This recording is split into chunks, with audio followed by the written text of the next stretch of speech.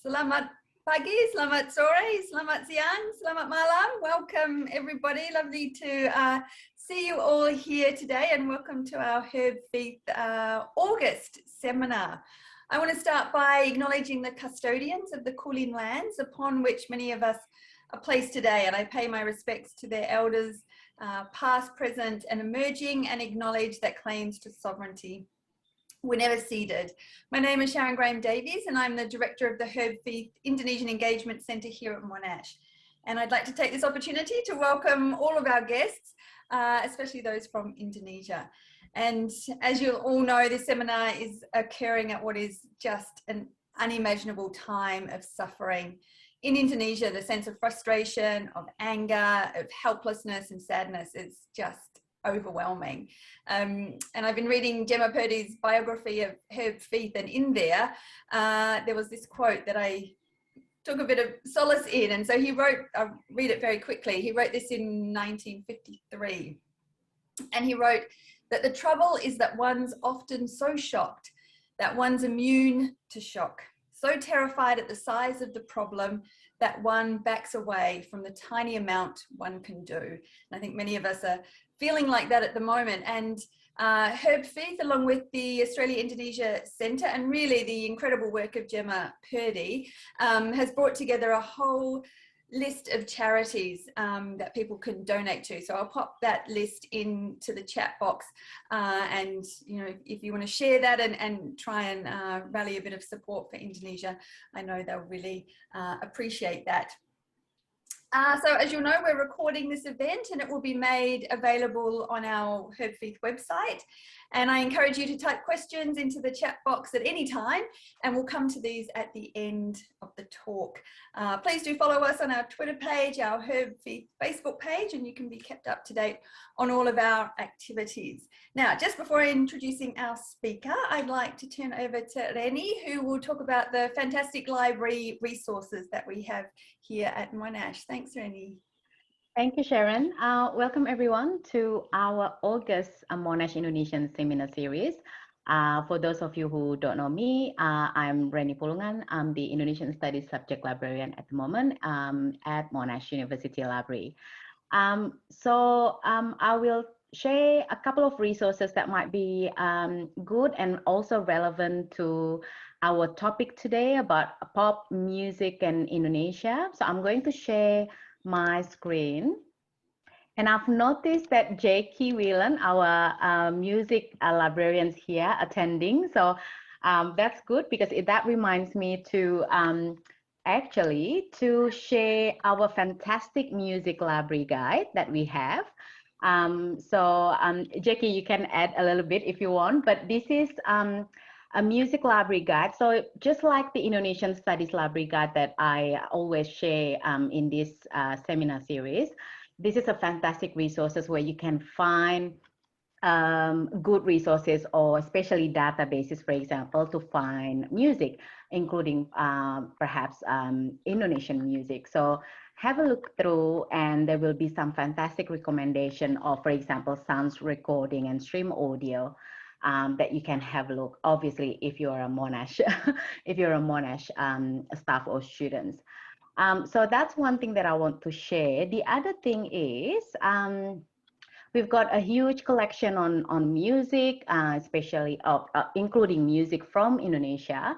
So I know Emma's research interest is in this area. So I played around with trying to find out what we have in terms of music and rock and metal in Indonesia.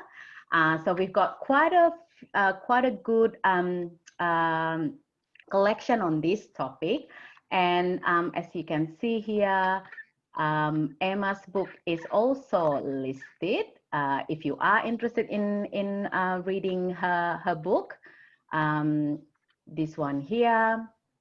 So Making Scenes, Reggae, Punk and Death Metal in 1990s Bali. There's a few other articles that Emma obviously has published, but also there's, I think there's Musical Worlds in Yogyakarta. That's from published or written by Max Richter. So there's a few, well, not a few, a large number of collections that we have when, for example, I type in music and rock and metal in Indonesia.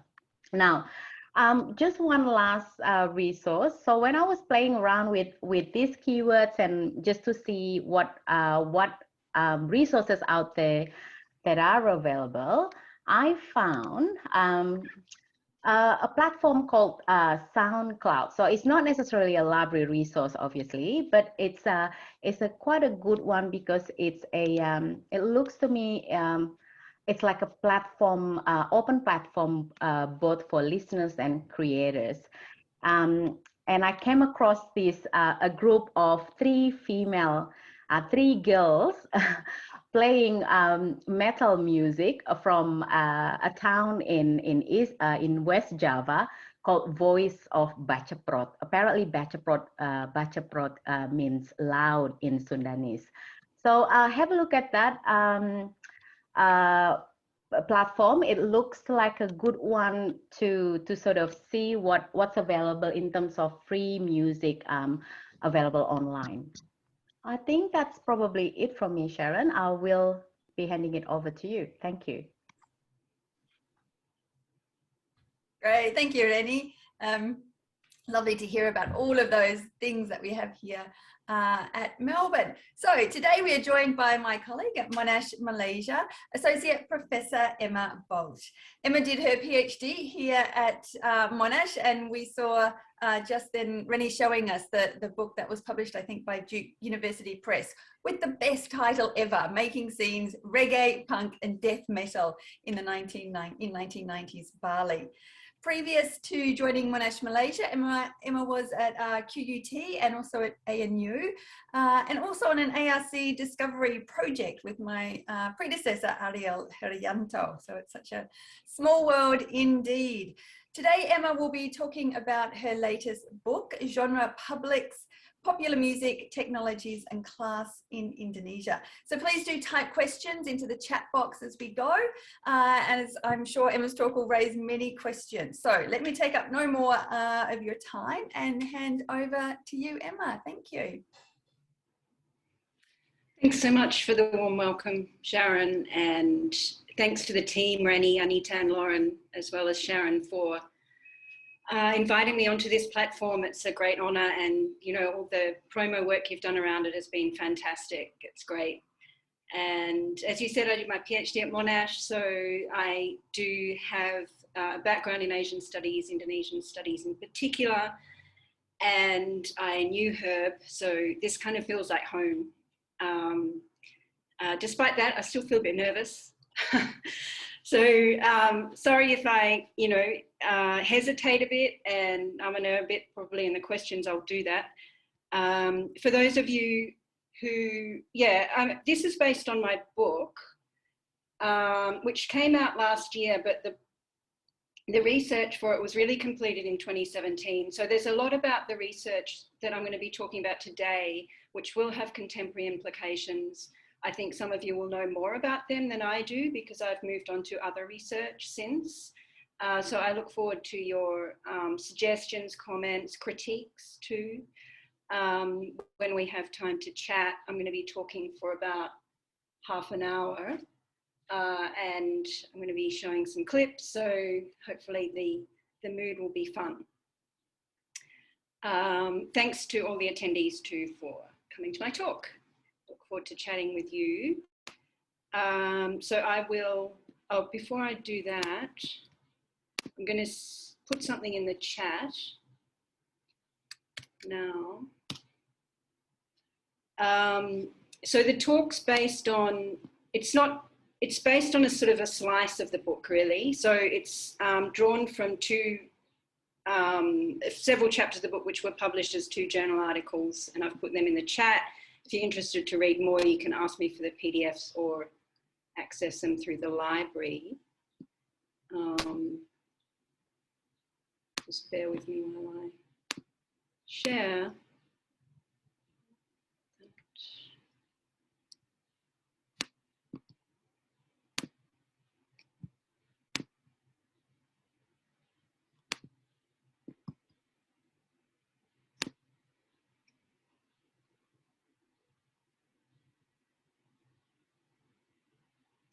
So everyone can see that, I assume. We're all good with the sharing screen.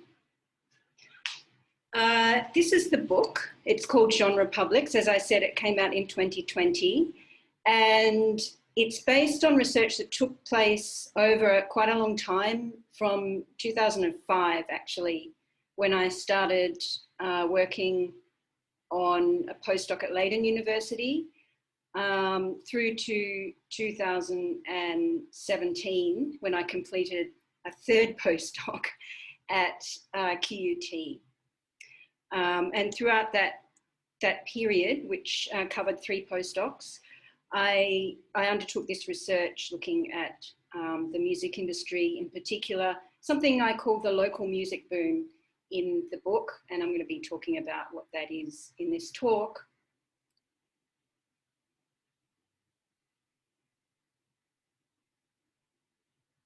So I'm going to start here in 2014, when the rock band Slank played an important role in the presidential election campaign of Joko Widodo. Jokowi made 2 public visits to the band's headquarters during the campaign to convince them to endorse his candidacy. And he made a 3rd public visit on the polling day, telling press that Slank personified the mental revolution that was key to his campaign pitch.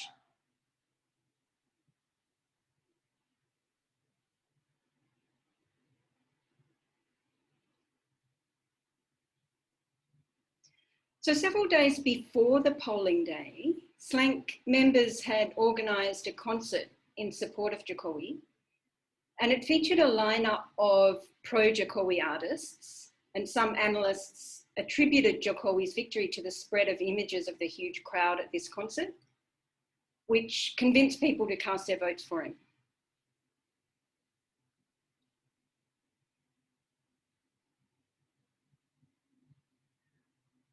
So I'm interested in this moment for what it tells us about how rock is being rolled into ideas about what it means to be a post-authoritarian citizen. Jokowi's victory was considered a watershed moment in Indonesia's post-authoritarian trajectory because of his social welfare policies and non-military background, and his ability to mobilise a vast network of volunteers to campaign for him. And he'd done that since 2007, I think, when he ran for governor. So throughout the campaign, as well as approaching Slank, Jokowi took pains to present himself as a rock fan in other ways too. He was photographed attending a Metallica concert, brandishing the medal salute, and donning a Napalm Death t-shirt. Napalm Death is a British grindcore band. What I want to do today is to explore Jokowi's leveraging of the trope of the rock fan to present his presidency as a kind of post-authoritarian dawn. I'll be talking about the meanings encoded in rock and where they come from, their class and their gender implications, and what the visibility of rock now can tell us about how cultural politics have changed, or not, since the New Order period.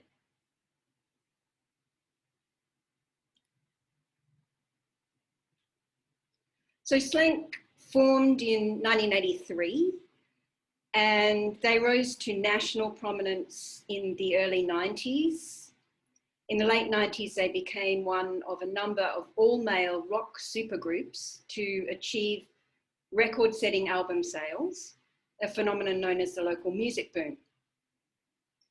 In the book, I interpret the local music boom as a result of rock's increased televisual presence and investment in local rock by multinational recording labels.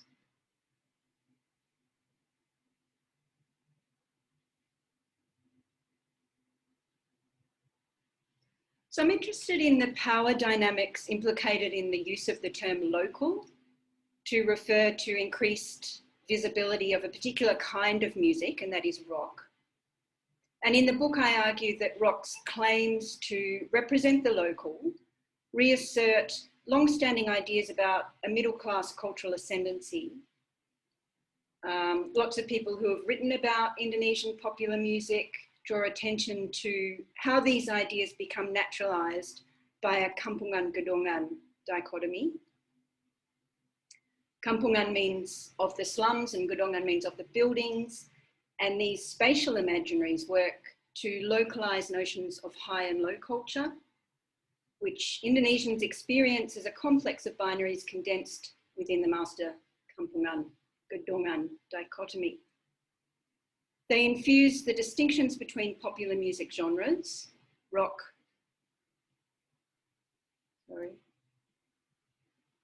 rock and pop Indonesia on the one hand and dangdut on the other.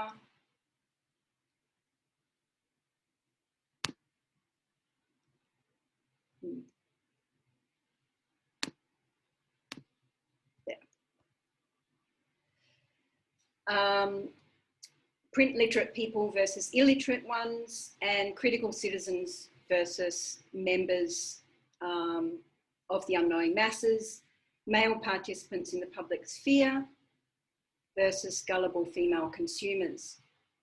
So such is the dominant discourse in a nutshell. Today, I'm going to be exploring the links between masculinity, print literacy, rock, and the critical subject that we use to conjure the post-authoritarian subject as per the Slank Jokowi case. I'll be tracing the roots of this complex of ideas back to processes of media change in the early New Order period, in the late 60s and early 70s. And I'll be talking about the metamorphosis of this complex in contexts beyond the national capital by looking at the Slank-inspired Balinese artist Nanu Biru, who plays with ideas about print literacy and rock to craft a moral philosophy that specifically addresses lower class Balinese.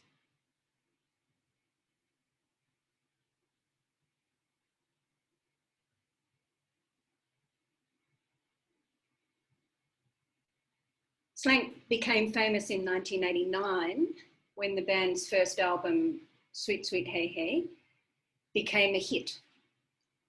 The band went on to win BASF awards for best-selling albums in 1990, 92, 93, and 94.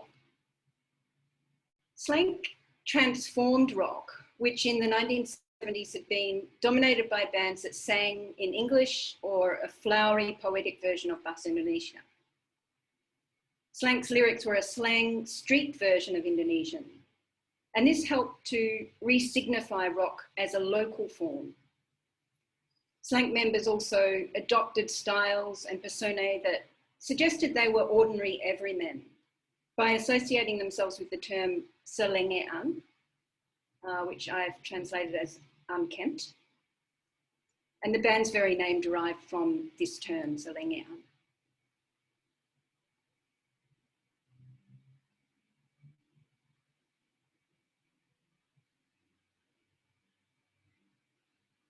When Slank released their debut album in 1989, they did so in a television environment that was expanding rapidly, or about to. And this opened new opportunities for performing Indonesian rock on television throughout the 1990s. And it meant that television became a more important source of income for rock musicians. So income from live and televisual performance quickly began to exceed that from royalties. And from this environment, a clutch of new rock supergroups emerged in the late 1990s, personifying the local music boom.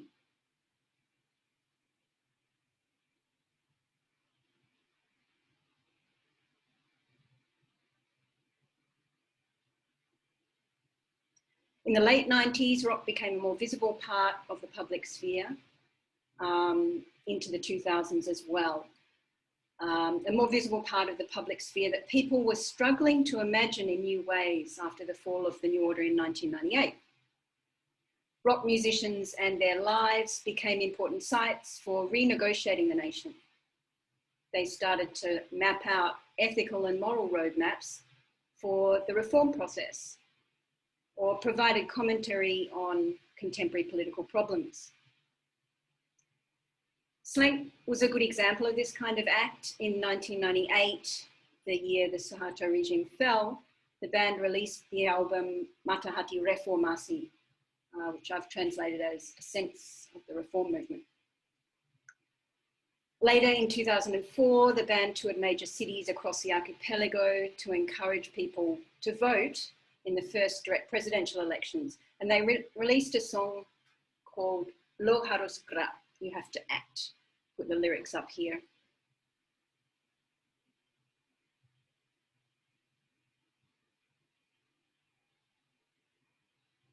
By 2008, the song was being used as a jingle for an ad for a brand of instant noodles. And this ad provides a good example of how ideas about the close relationship between rock and ideal citizenship were circulating. Ads on TV played an important role in circulating political songs as jingles. But ads also helped marry ideas about post-authoritarian citizenship to consumerism, as well as to the neoliberal values encoded in products like instant noodles, motorbikes, and mobile phones. And these were all products that Slank endorsed. I'm just going to play the ad now.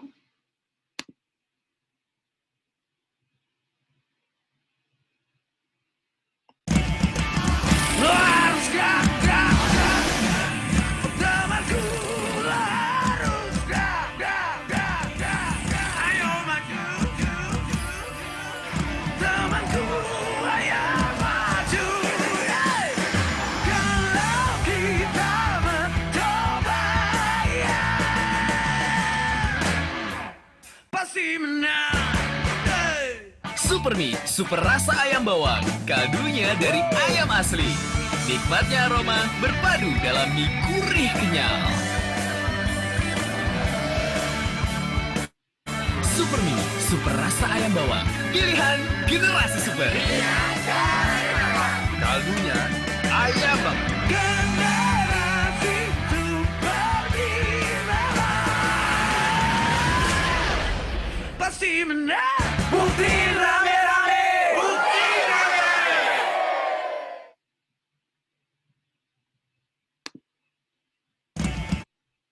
So in the book, I argued that Slank's model of civic virtue drew on nationalist tropes from the early 20th century. Their moral elevation of the unkempt Selengean style can be aligned with the figure of the Pemuda who fought the War of Independence in the middle of the 20th century, described by anthropologist Robbie Peters as stereotypically raggedy clad.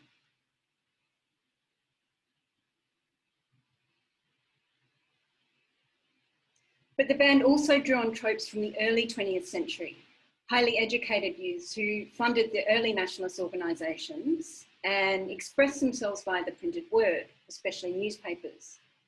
Like Tirto Adi Suryo, and interestingly, this is stuff I pulled off the net.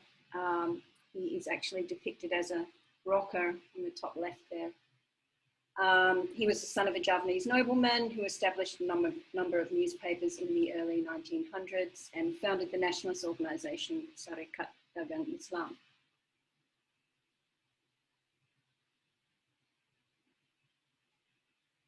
So Slank recalled this legacy when they established a newspaper, Koran Slank, in 2004 as the official organ for their fans club.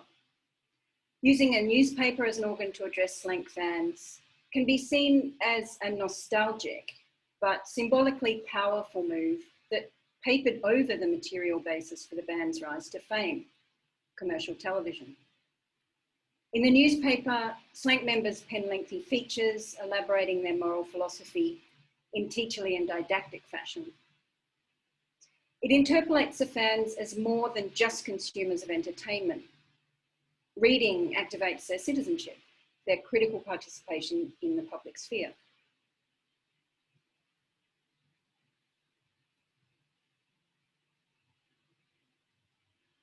So this fusion of figures from nationalist history, the raggedy-clad revolutionary fighter and the educated reading, writing nationalist youth, to position rock as a critical force, draws on discourses of rock already established in the 70s, particularly in the rock-devoted magazine Aktuel.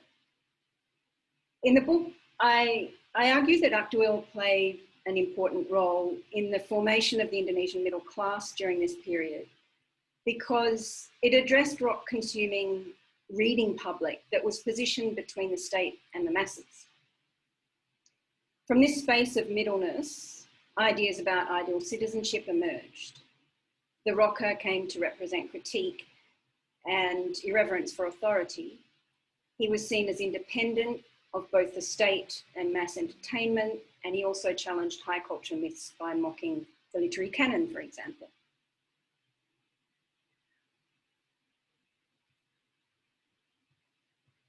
Aktueel was founded in 1966 in a context in which policies relating to both popular music and the press were changing. The public performance of quote unquote Western music had been banned by Sukarno, but after 65, the military began to promote rock music and allowed it to circulate freely. It sponsored live performances and even rock and pop acts. Performers often appeared publicly in military uniform. It banned leftist publications and newspapers and issued new licenses for publications dedicated to Western music form, popular music forms such as Aktueel.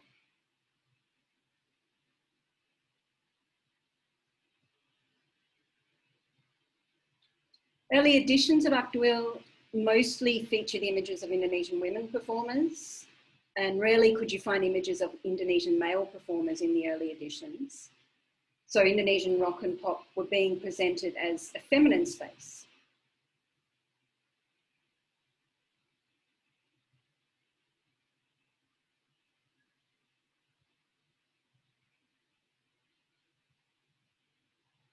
But this began to change around 1974. The magazine began to align itself more exclusively with rock. Commentaries began to criticize government policies, especially the exclusion of rock musicians from the state television's music show, Anekarya Safari, because they had long hair. So just as long-haired rock musicians were excluded from state television, so did images and stories about those musicians begin to feature more prominently in Aktueel. At the same time, reviews in the magazine began to deride pop's commercialism and dangdut's crassness, showing how rock was being identified as distinct from these genres. By the mid-70s, Aktueel had made itself into a space of rock and made rock into a space of discernment and critique.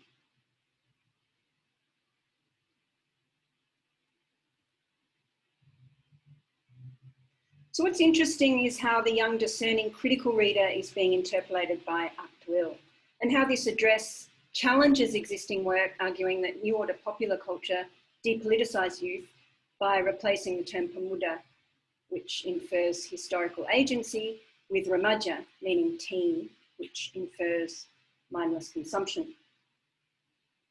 Aktueel actually continued to address its readers, and therefore rock fans, as pemuda. In the book, I argue that Aktueel's construction of the rocker fused both pemuda tropes, as did Slank, that is the raggedy-clad revolutionary pemuda and the literate nationalist pemuda.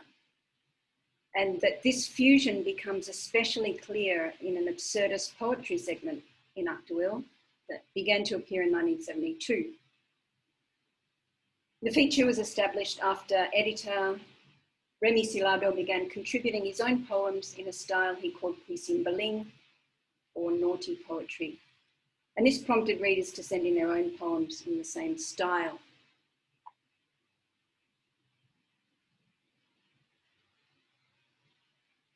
So the inclusion of puisi beling in Aktueel shows how the middle class sensibility that developed in the 70s wasn't just elitist, but that it kind of toed and froed between elitism and irreverence for authority.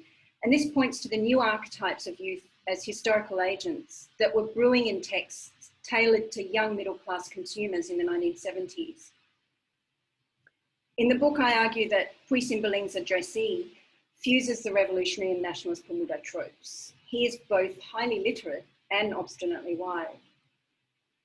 Puisi Beling challenges myths of literary truth and quality without entirely distancing itself from literary traditions. For example, Beling poems published in Aktueel consistently mock the literary journal Horizon and members of the literary establishment associated with it. One poem in the Beling style mocked Habib Yassin, the editor of Horizon, and another made fun of W.S. Rendra, a famous poet. and I've included the latter on this slide.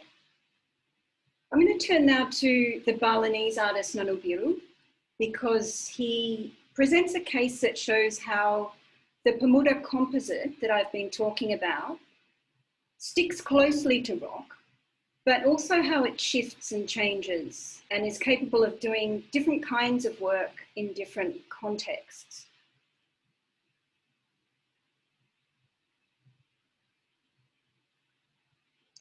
Nanu Biru became famous in 2005 with his debut solo album Suba Kadung Matulis, which means it's written now. So again, that reference to print literacy. He was part of a new pop Bali wave in the early 21st century, featuring a number of male rock outfits who composed and sang in Balinese.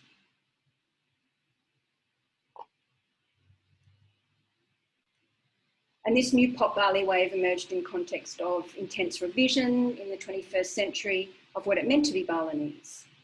Various ideas emerged, and dominant among them was the push for a return to fundamental Balinese values, a movement often referred to as Ajak Bali. And this was following the Bali bomb in 2002.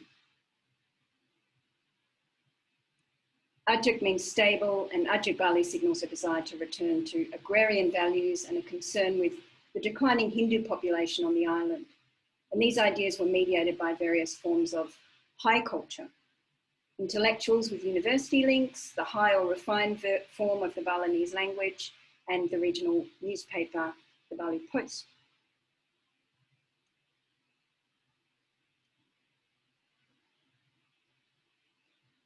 So slank is Nanu Biru's primary reference, and in some ways he positions himself as a provincial version of slank. The name Biru is a nod to slank's Generasi Biru, and at concerts in Bali he often duets with slank vocalist Kaka, sometimes echoing Kaka's Bahasa Indonesia, but in Balinese, and therefore performing localization.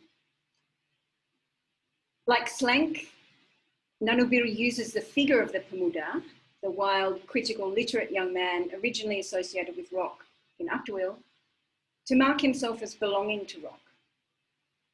But the way he applies these ideas to the context of 21st century Bali differ from slank's interpretation.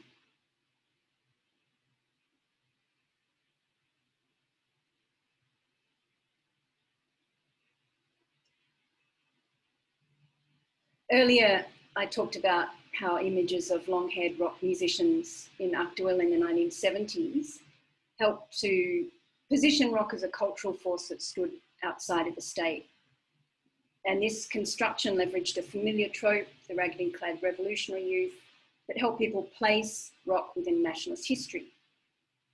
Slank's Selenge style retrieved the same trope to localise rock, and we can see the same associations emerge in Nanu Biru's performance.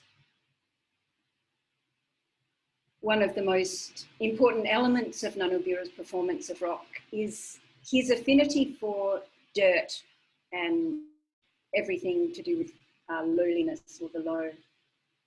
And you can see this in his song lyrics and titles, but also in this insignia, which was part of a t-shirt design that a lot of people started wearing around 2005. It depicts Nanu Biru as president of Baduda, and Baduda is the term he uses to describe his fans. So that's his public. It refers to a kind of insect that eats poo and lives in the toilet. So we can see similarities in the way Nanu Biru and Slank address their fans as Baduda, as Selengean. Both valorise the unkempt, the dirty, and both reinvoke the link between rock and the raggedy-clad Pemuda revolutionaire.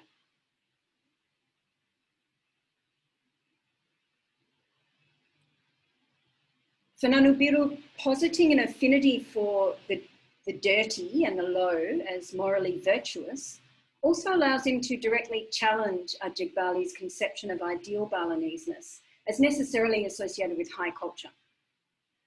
Unlike Ajak Bali representations of Balinese-ness, Nanu Biru steers away from associating it with symbols of Hindu observance. Rather, he presents himself as a Balinese version of Che Guevara, suggesting that Balinese people are members of some kind of global commons, which is completely the opposite to the touristic construction of who Balinese people are and what they represent.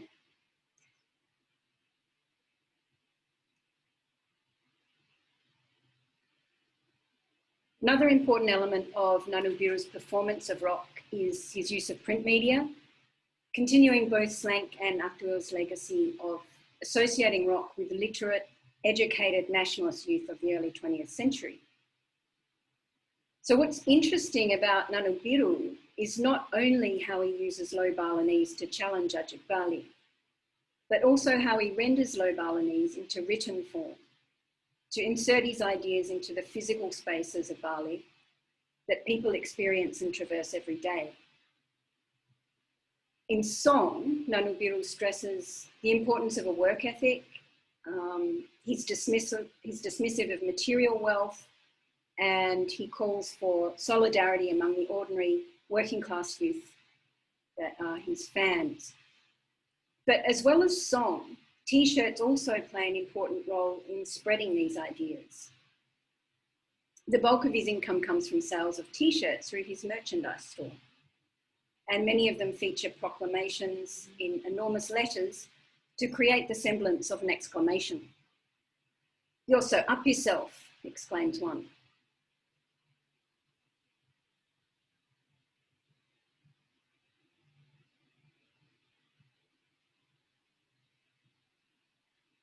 Nanu Biru's T-shirt-born messages retrieve a long-standing link between critique and the printed word, but they do so without resorting to conventional print media. Rather than newspapers or magazines, Nanu Biru used T-shirts. And his use of T-shirts lays bare his astute use of another kind of new communication technology, and that is motorbikes. Due to cheap credit regimes, the number of scooter riders in Denpasar grew enormously in the mid-2000s. And at the same time, public transportation disappeared. So it's a good example of neoliberalisation.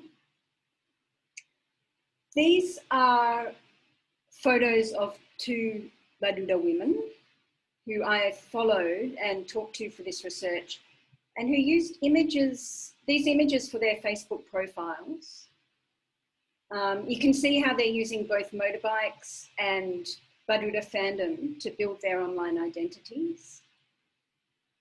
So Nanu Biru capitalised on this new generation of mobile men and women, using them as sandwich boards for his speech. In the mid-2000s, his T-shirt messages became a visible presence in Bali as people wore them while riding their motorbikes around the city.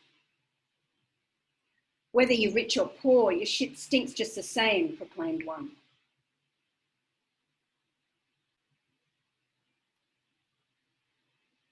I'm going to end by playing a clip of Nanu Biru performing, just so you can get a sense of him and his performance style.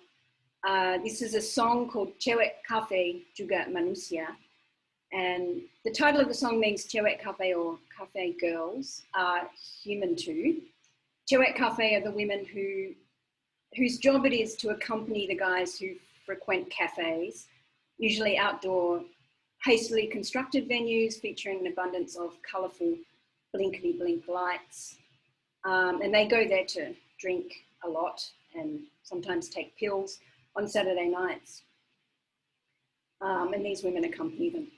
So Nanu Biru is describing the feeling of being in the cafe from the women's perspective, the sound of bottles flying and smashing and hitting them in the head. So I'll just play that and then we can go to chats. Sini bertiga itu ya, mumpung kayaknya selalu metal itu. Nah ya, udah kita goyang sama Mako aja. Kita goyang sama Mako yuk. Mainkan doang.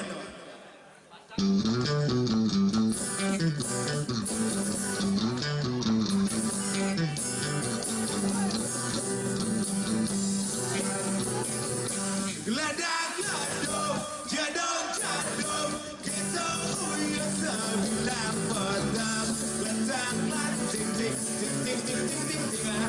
botolan gelas membalu geladak-geladuk itu uyut sebilang botol letakkan ting ting ting ting ting ting ting botolan gelas membalu lampu lampu saru-saru jadi bagian kaca uyang-uyang uwe-uwe-uwe yang itu semua biasa gitu gembiranya iari cewek kafe aku sambilan gana benar minum Roni Squad pada suaranya Rona Rero dan Squad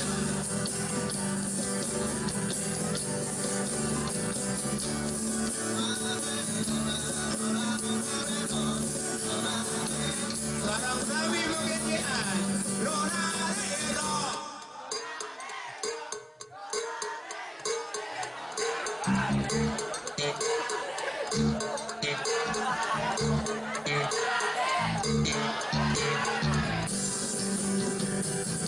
Geladak-geladuk kita uyut sembilan botol letakkan ting ting ting ting ting ting ting ting botolan gelas membalu lampu lampu saru-saru jadi bagian kaca uyang-uyang uwe-uwe-uwe yang itu semua biasa gitu gembiranya iari cewek kafe aku sembilan gana benar minum iari yang itu iari babu bajiwo sapunan jo masih melecehin cewek kafe sapunan jo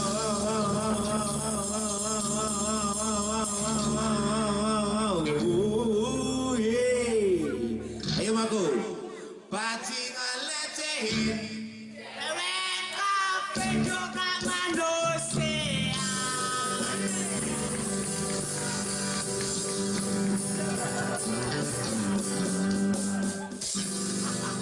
Pesquad mana suaranya Pesquad ya kita siapa Pesquad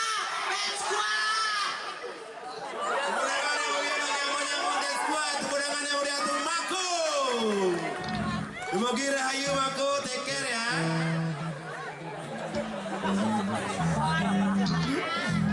Sini yang bertiga itu ya.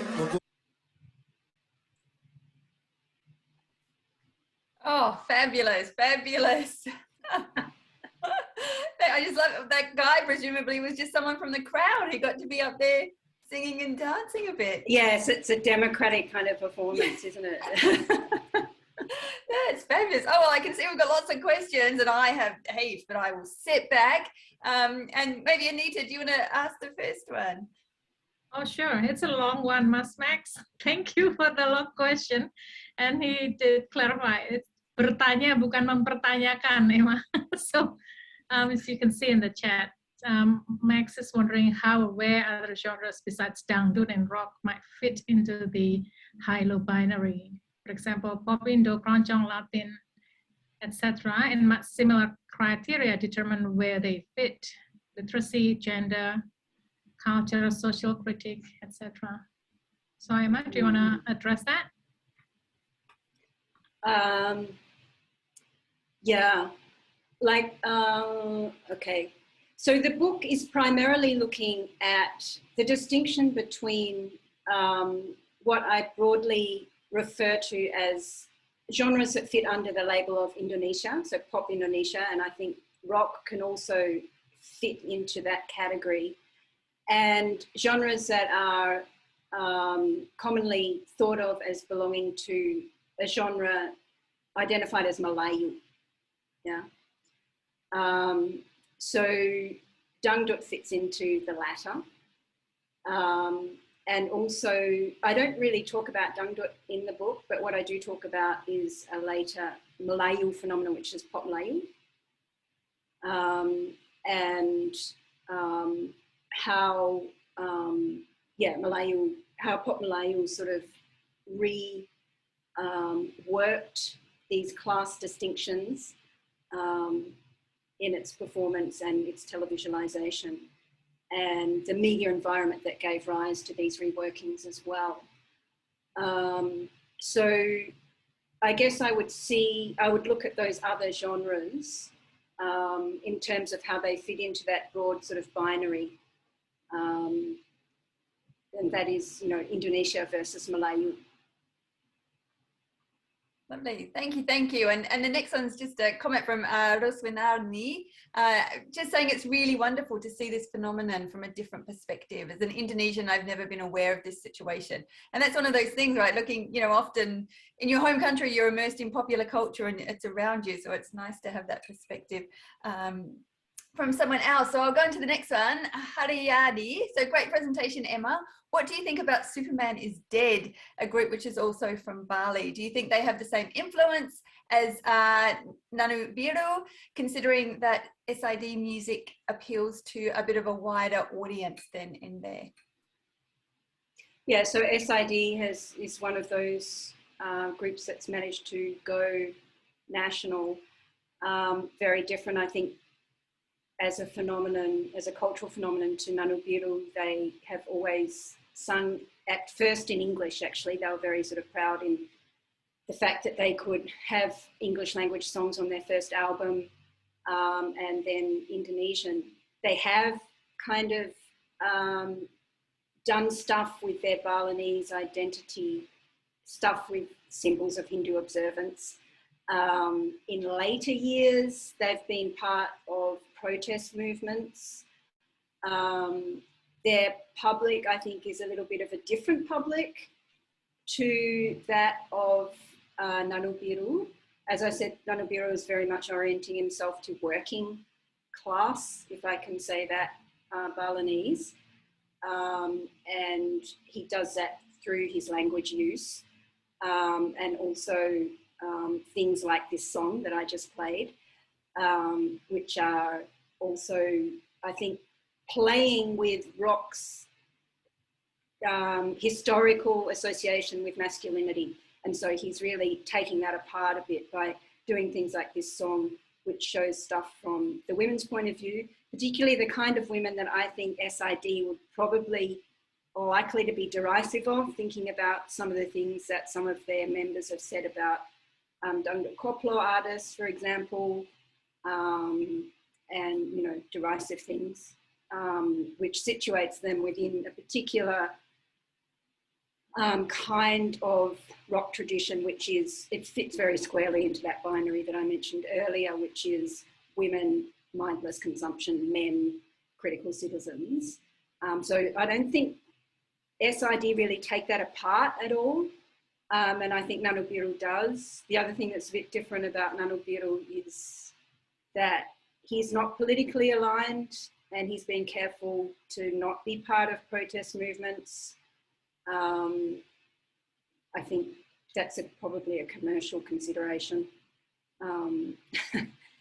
because it would probably likely to split his public, or divide his audience, basically. So yeah, different phenomena, I think. One is a national, really a national rock band that happens to be Balinese, and the other emerges from an environment of, you know, the development of regional media industries a little bit later, in the 2000s. Great, thank you. Anita, do you want to ask the next one? Yeah, well, I think the next comment is from Sharon, who has left the meeting, Emma, because she's got a tutorial. I think at 3 o'clock, that's probably Malaysia time. I'll just go ahead to Arlene's question here. How much your argument fit or not fit into the paradigm of authenticity as it applies to rock in a Western sense? As a genre that's deemed authentic because it doesn't sell out socially, politically, commercially, or musically? Yeah, this is an important question. I guess I haven't really engaged with that literature. There were a lot of things that I was engaging with in the book, a few different bodies of literature, about, like, one about media change, one about genres, I guess, and the other about popular music in Indonesia.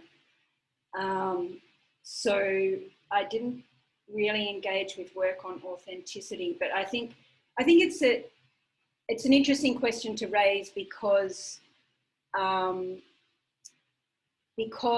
of the very the kind of music, the genre of music that came to denote locality in the context of the local music boom was only one among many possible popular musics that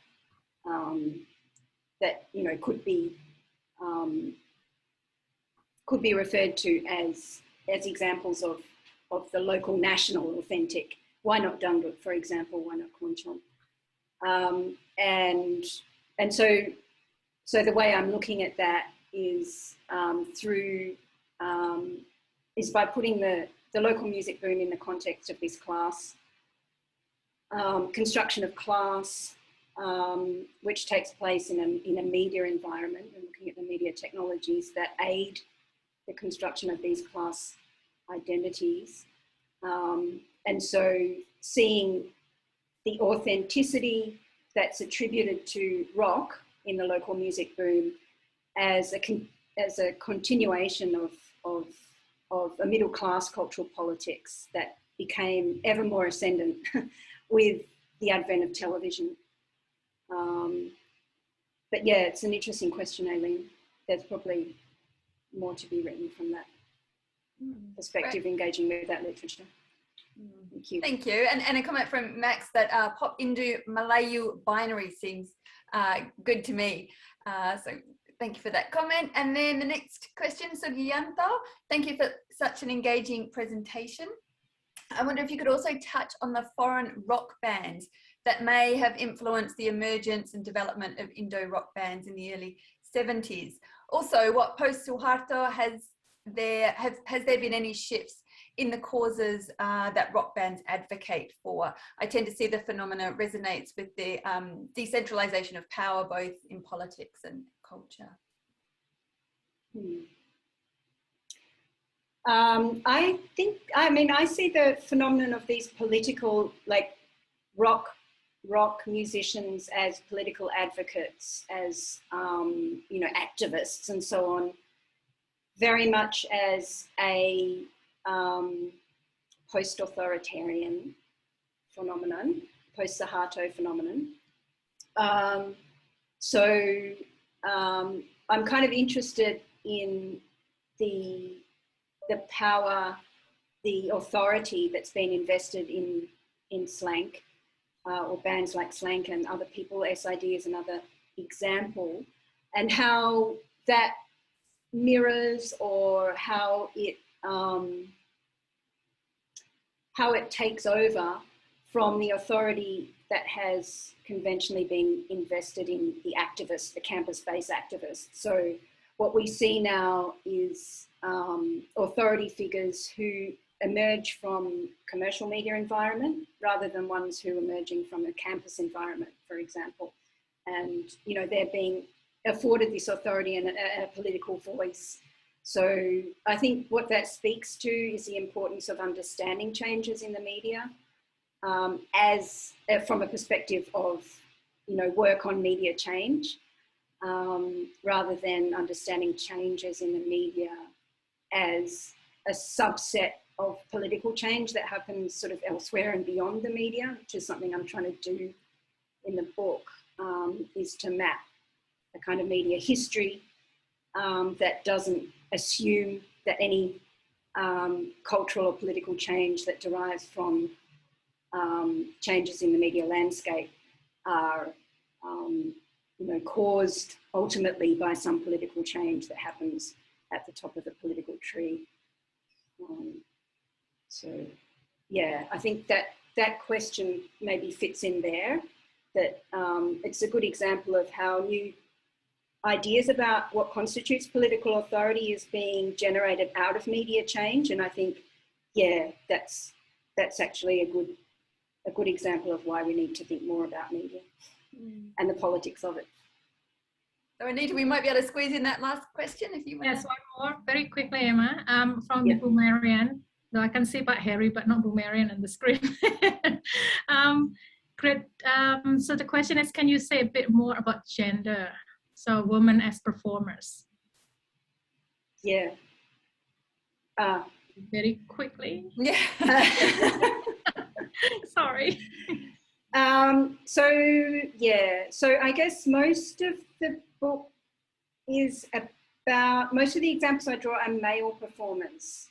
I think where women, that would be a different book, it would be a different study. Where women come into my study is as fans. So what I'm interested in the Nanu Biru example is how his women fans are being afforded space to be visible in public by new media technologies, not only motorbikes, but also mobile phones. So there's an example that I give of how they use their mobile phones in these Saturday night hangouts, which are traditionally very male environments and very centralized. And so they center on someone performing, jamming with a guitar. So women are now a part of those spaces, and they accommodate themselves in those spaces by using their mobile phones on the fringes of them. So rather than being the performers, they do stuff on their phones, they take photos of each other, upload them to their social media, and then when you look at the images on the social media, it's as if they are a central part of the space. So what technology does in that context is that it's fragmenting the spaces that are conventionally male-owned and affording women the ability to insert themselves into those spaces and, become more visible in public, basically. Right. There's other examples I give that are akin to that as well. Right. Such a fascinating topic, Emma. It was just wonderful and just really also really nice to talk about something that wasn't COVID, especially as we in Melbourne are now heading into a 7-day lockdown, people. So we're all at home for 7 days, I'm afraid. So this has been a really wonderful hour of just listening to music and listening to, just something else. So thank you so much, Emma. And also a big shout out to all of you for joining in. We really appreciate it and we love seeing you every month.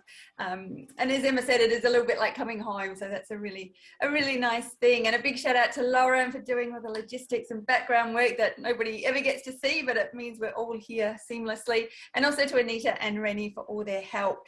Please do join us next month for our seminar. We have Daria Tomo, Irawan Hirayana, Henry Julius, Stephanie Kevin, and the fabulous Allegra Walter. And they're going to be discussing LGBT activism in a time of COVID, looking at constraints and unexpected good things that have been coming out of that. So I would love to see you all again next month. And in the meantime, do take care, and we're sending all our love and best wishes for people in Indonesia and those with family and loved ones there at this really difficult time. But until next month, semoga sehat and sampai jumpa bulan depan.